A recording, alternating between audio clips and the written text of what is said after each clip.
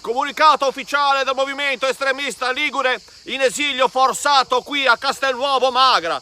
Siamo confinati forzatamente qui ai confini della Liguria perché siamo un movimento che dà fastidio. Ecco le indicazioni in contumacia del movimento estremista ligure riguardo alla recrudescenza dei casi del coronavirus. Prima questione, la questione della movida di tutti questi giovani che si assemblano a migliaia e migliaia nelle piazze.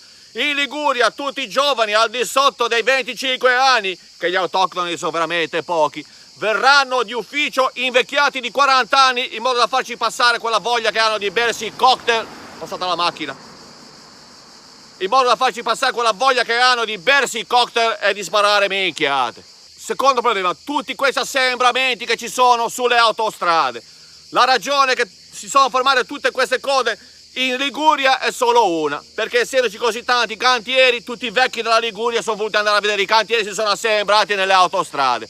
Per risolvere questa criticità abbastanza critica abbiamo deciso di istituire dei cantieri fittissi, finti, sull'Appennino, sul Monte Antola, nella Val Trebbia, a Loco di Rovegno, ovunque ci siano tutti questi anziani. Abbiamo deciso anche di recuperare le statuine del presepio meccanizzato di Pentema, in modo che ci siano gli operai che facciano finta di lavorare, arrivano tutti i vecchi a guardarsi i cantieri.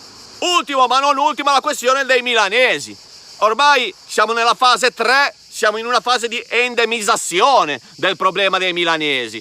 Ci sono ormai focolai di milanesi dappertutto, dobbiamo imparare a conviverci, valgono sempre le regole di buon senso, la regola delle 3T, non parlateci, non salutateli e non indicateci delle trattorie dove si mangia bene e si spende poco perché tanto non ce n'è. Ormai il rischio di averci dei milanesi è un rischio calcolato, ma se qualcuno dovesse sentirsi dei sintomi tipo la voglia di mojito, una voglia irrefrenabile di apericena, ce lo segnali subito e si metta in quarantena per almeno 4 mesi finché non arriva a settembre del 2025. Quello che dovevamo dirvi ve l'abbiamo detto, anche voi fate un po' come cazzo volete che tanto ormai siamo liberi tutti.